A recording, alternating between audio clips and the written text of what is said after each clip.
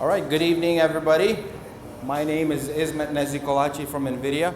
I'd also like to introduce my colleagues. I will be doing a part of the presentation today along with Steve Harpster, who is our solutions architect at NVIDIA. And then also introduce Terry Brown, who is our media and entertainment business development manager. We do a lot of in gaming. It's been a fast-growing business.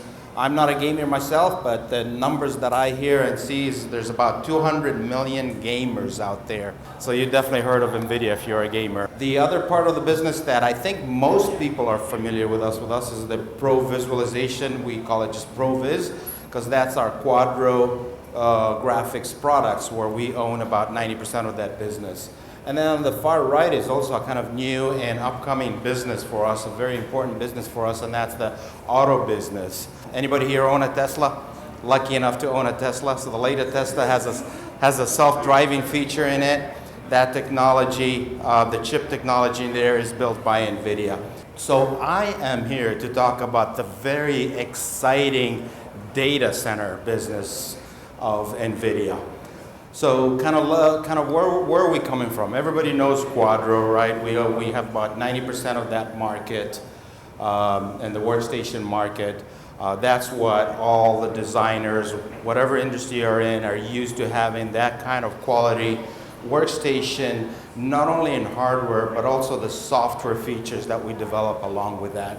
So as in today's world, not everybody has a workstation. Not everybody's sitting at the same desk every day that they show up for work. It's a whole different world than how it is when I was first started working. I'm a little older than a lot of you guys, I guess.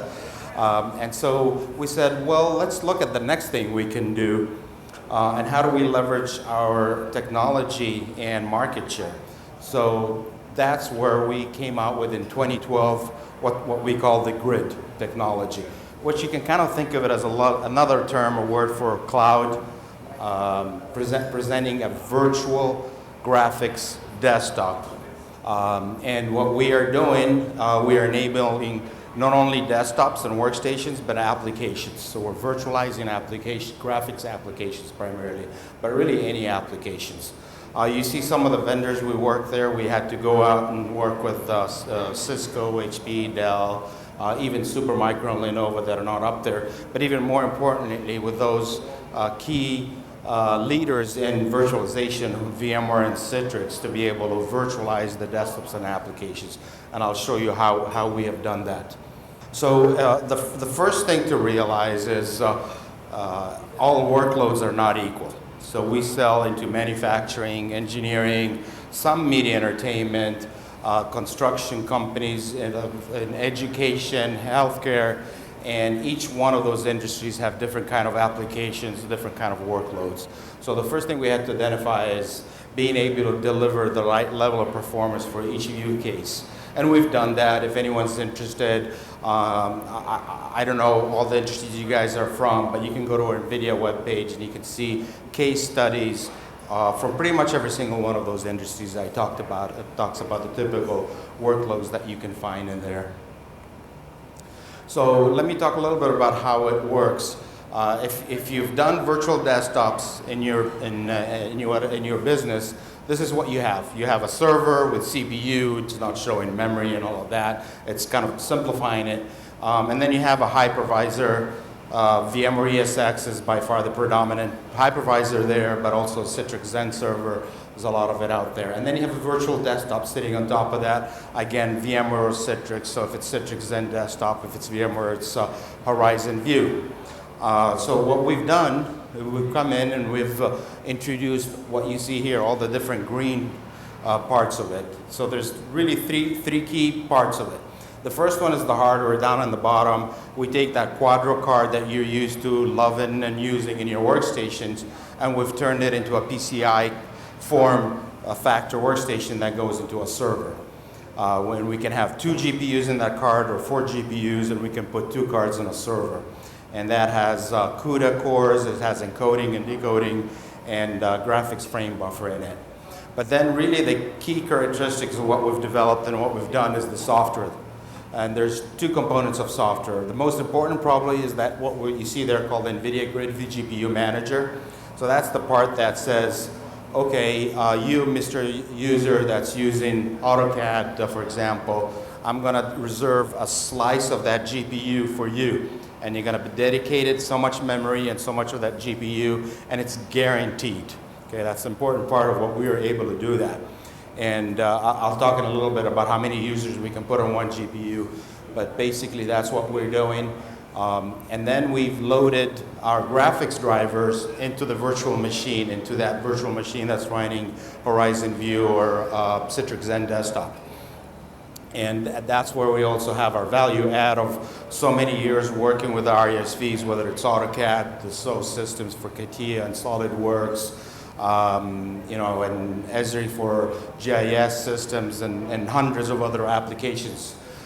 We load those NVIDIA drivers, whether they're graphics drivers or our high-end Quadro drivers, to give you that performance that you're used to on the workstation.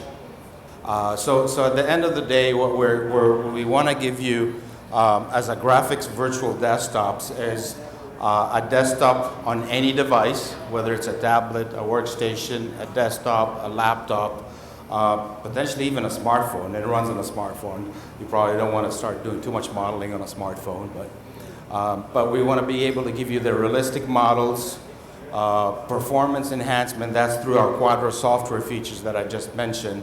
Guarantee that same application certifications that we've done for so many years with our ISVs, and improve productivity, because now you can run on any device and anywhere. One of the important things that, since we're now delivering a data center solution, it's very important that whatever we did, we deliver an enterprise type solution. So even though it's a desktop, it has to be highly available.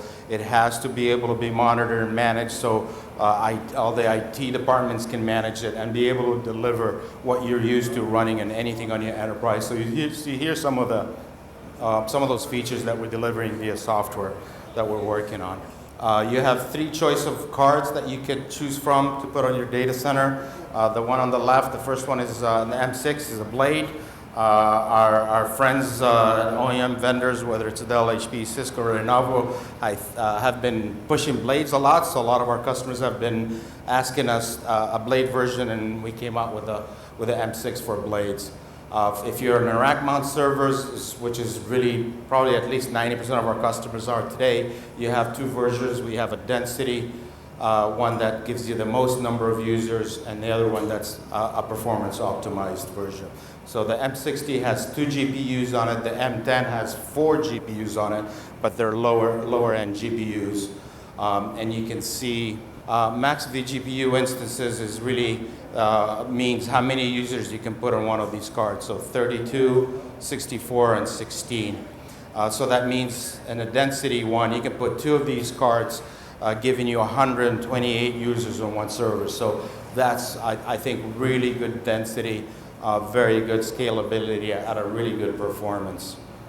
If you want to try and see what this feels like and looks like, you can go to our website, TryGrid, and or just Google NVIDIA TryGrid, and it will take you to this website. You can apply for an account. We'll give you a virtual desktop account for about 48 hours. We can extend it if you ask for it more, but we have about 12 different applications. You see some of those applications there, and this is running off of our data center in Santa Clara, California. So it kind of gives you an idea, and it gives you a way if you need to show it to your CIO or to your end users of what to expect. So I am done with my portion. Steve is up next. He's going to be talking about the DGX1, which is our solutions for deep learning, also referred to as machine learning. Thank you, Ismet. Okay, so real quick, we've got a new product out on the market very soon for artificial intelligence or deep learning. And so I wanted to explain to you how this is going to work for AI, what we call AI or deep learning. Machine learning might be another term that you've had. So examples of artificial intelligence or deep learning. Can anybody give me an example of artificial intelligence being used today? Self-driving cars. Excellent answer. That's self-driving cars. They have to know how to look for pedestrians, for signs, for other cars. And so that car, that computer that's in the car, has to be taught what those objects are that it's actually going to be looking for.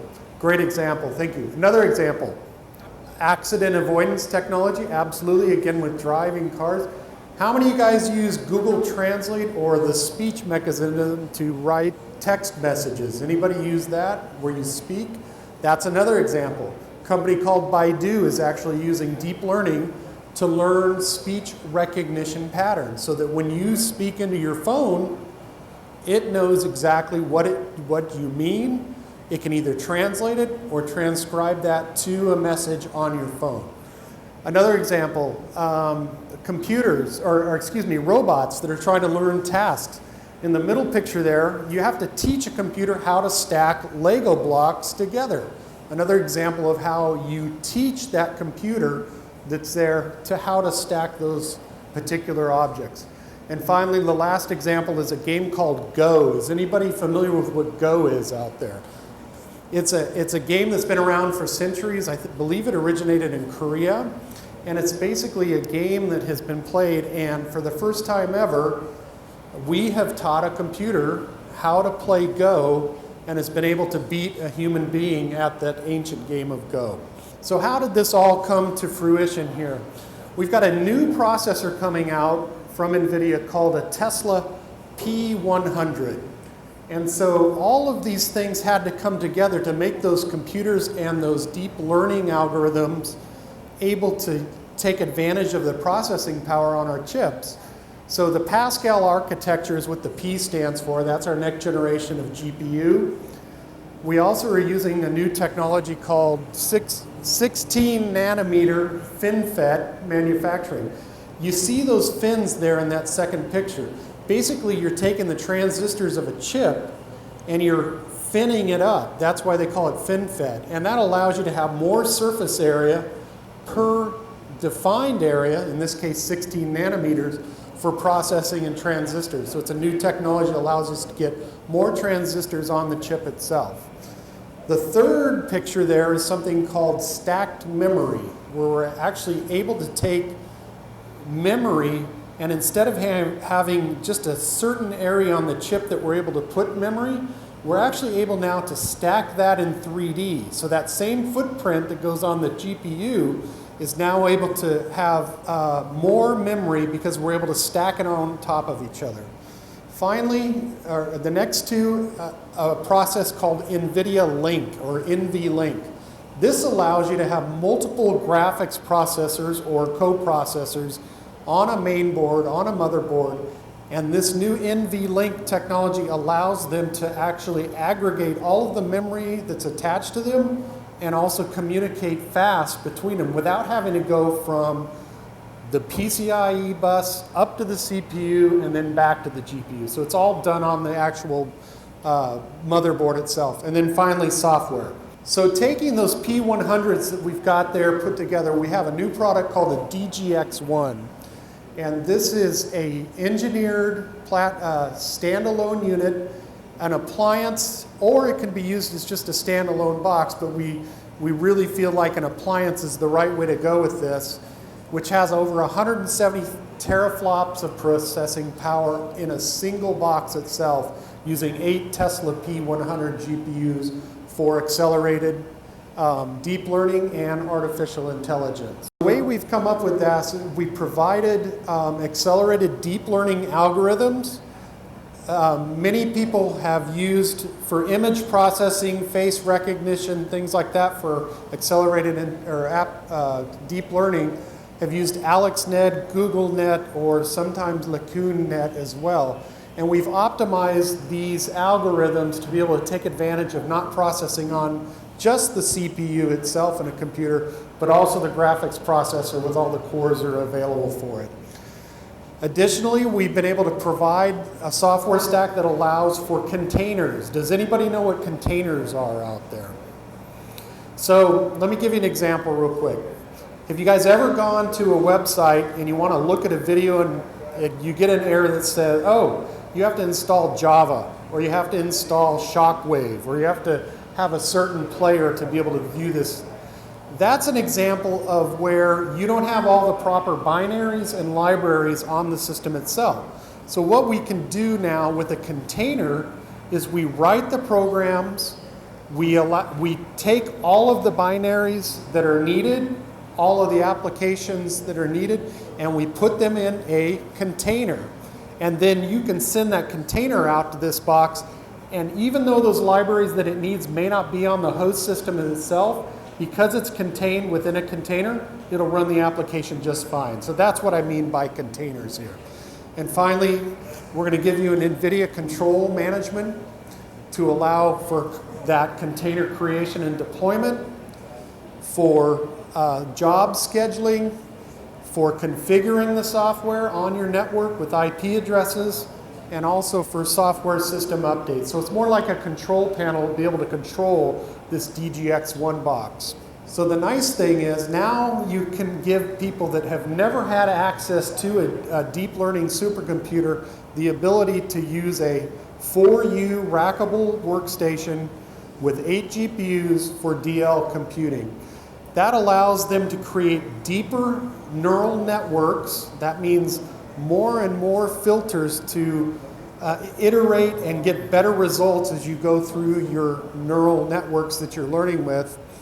It reduces the training times, and that allows you to have more iterations as you go forward. Additionally, what comes with it is we are being accelerated on all the major frameworks. That's the Google TensorFlow, for example, the Berkeley Cafe that's out there for actual deep learning and artificial intelligence. And we provide over-the-air updates with the appliance so that you don't need to worry if a new update or firmware comes out, we'll push that over to you, no problem. And it gives you access to NVIDIA experts that can help you out with your algorithms and support.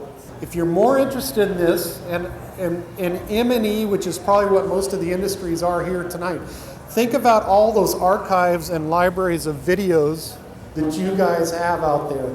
If I wanted to go back and look at those archives, and I wanted to find out where Obama was in a particular footage that I may have had, I can teach a deep neural network to go through, look at all those video frames, and pick out only the frames where Obama may appear in the network. So there's a white paper here on our NVIDIA website, search for OVM, which allows you to actually go and look at business cases for use with deep learning.